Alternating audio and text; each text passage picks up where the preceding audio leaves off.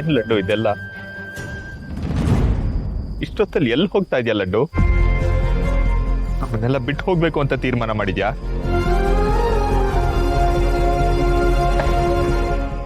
ಗೊತ್ತಿಲ್ಲ, ಬೇರೆ ದಾರಿನೂ ಇಲ್ಲ.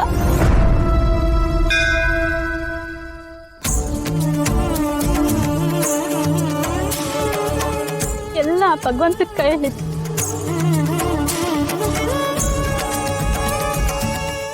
ಬೇಡ ಲಡ್ಡು, ದಯವಿಟ್ಟು ಹೋಗ್ಬೇಡ.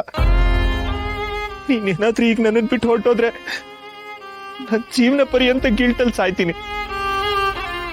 ನಿನಗೆ ಮೋಸ ಮಾಡಿದೆ ಅನ್ನೋವರೆಗೂ ಸಾಯೋವರೆಗೂ ಇರುತ್ತೆ. ನನ್ನ ಜೀವನದಲ್ಲಿ ಹೇಗೆ ಸಂತೋಷವಾಗಿರ್ಲಿ ಲಡ್ಡು? ಸಮಸ್ಯೆ ಬಗೆಹರಿದ್ರೆ ಸಂತೋಷ ತಾನಾಗೆ ಬರುತ್ತೆ. ಈಗ ನಿಮ್ಮ ಮದ್ವೆಗಿರೋ ಸಮಸ್ಯೆ ಅಂದ್ರೆ ನಾನು ಇಲ್ಲಿಂದ ಹೋಗ್ಲೇಬೇಕು. ನಾನಿಲ್ಲಿಂದ ಹೋಗದೆ ಇದ್ರೆ ನಾಳೆ ನಮ್ಮ ವಿಷಯ ಮನೆಯವ್ರಿಗೆಲ್ಲ ಗೊತ್ತಾದ್ರೆ ದೊಡ್ಡ ಅನಾಹುತನೇ ಆಗುತ್ತೆ.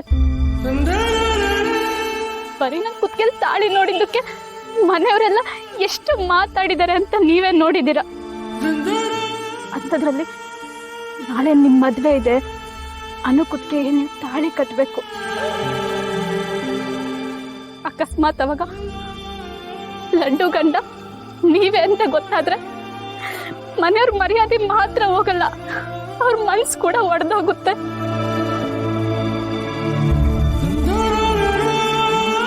ಅದೆಲ್ಲ ಕಡೆ ಆದ್ರೆ ಆ ಗೋವಿಂದ ಒಂಥರ ರಕ್ತ ಪಿಸಾಚಿ ಇದ್ದಂಗೆ.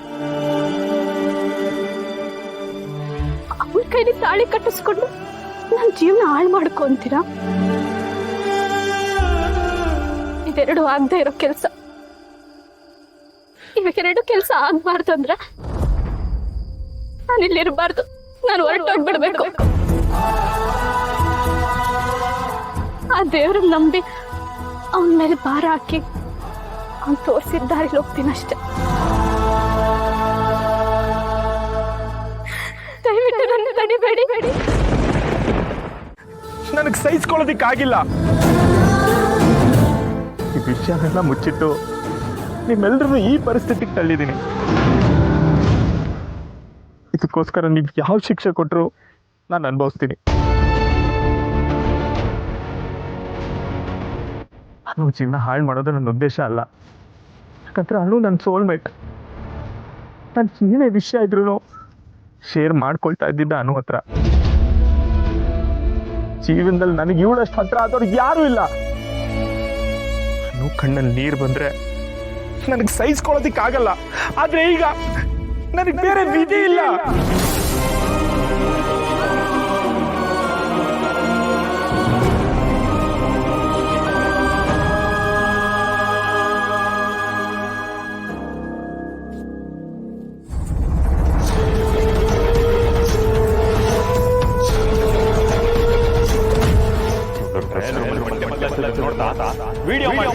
ನೀವಿದ್ದಿದ್ದಕ್ಕೆ ತಾನೆ ಆ ಹುಡುಗರಿಂದ ನನ್ನನ್ನು ಕಾಪಾಡಿದ್ದು.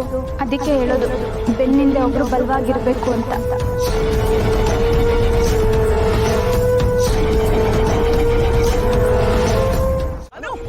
ಅನು ನಿಂತ್ಕೊಮ್ಮ, ನಿಂತ್ಕೊಮ್ಮ, ಅನು ಅನು ಅನು ಅನು ಅನು ಅನು ನಿಂತ್ಕೊಮ್ಮ, ನಿಂತ್ಕೊಳ್ಳೆ.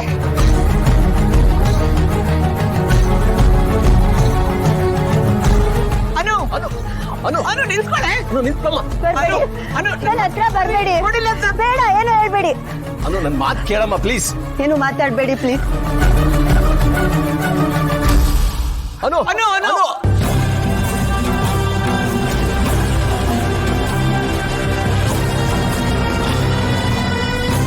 ಅನು ಏನೇ ಇದ್ರು ಕೂತ್ ಮಾತಾಡೋಣ. ಆತರದ ನಿರ್ಧಾರ ತಗೋಬೇಡ. ನಾನು ಆತರ ಪಟ್ಟು ಯಾವ ನಿರ್ಧಾರನೂ ತಗೋತಾ ಇಲ್ಲ. ನಾನು ಶೌರ್ಯನ ಯಾವತ್ತೂ ಪ್ರಾಣಕ್ಕಿಂತ ಹೆಚ್ಚಾಗಿ ಪ್ರೀತಿಸಿದ್ದೀನಿ. ಅವನ ಜೊತೆಗೆ ಜೀವನ ಕಳಿಬೇಕು ಅಂತ ಯಾವತ್ತೂ ನಿರ್ಧಾರ ಕೂಡ ಮಾಡಿದ್ದೀನಿ. ಆದ್ರೆ ಈಗ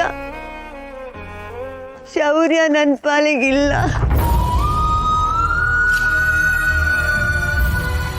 ಈ ಲಡ್ಡು ನನ್ಗೆ ಇಂಥ ಮೋಸ ಮಾಡ್ತಾಳೆ ಅಂತ ನಾನು ಅನ್ಕೊಂಡೇ ಇರ್ಲಿಲ್ಲ. ನನ್ ಜೊತೆಗೆ ಎದ್ಕೊಂಡು ನನ್ ಜೀವನನೇ ಹಾಳು ಮಾಡ್ಬಿಟ್ಲು.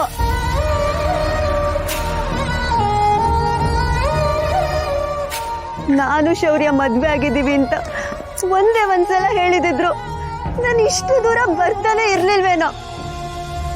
ಕಡೆ ಪಕ್ಷ ಶೌರ್ಯನಾದ್ರೂ ಹೇಳಿದ್ರೆ ನಾನು ಎಷ್ಟೋ ಸಮಾಧಾನ ಮಾಡ್ಕೋತಿದ್ನೇನೋ.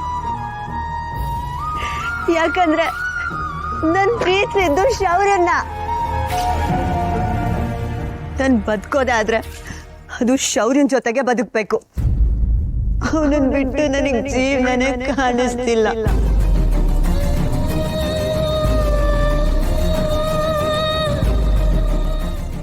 ಒಂದು, ಶೌರ್ಯ ನನ್ ಕುತ್ತಿಗೆಗೆ ತಾಳಿ ಕಟ್ಬೇಕು, ಇಲ್ಲ ಅಂದ್ರೆ ನನ್ ಚಿತೆಗೆ ಬೆಂಕಿ ಇಡ್ಬೇಕು.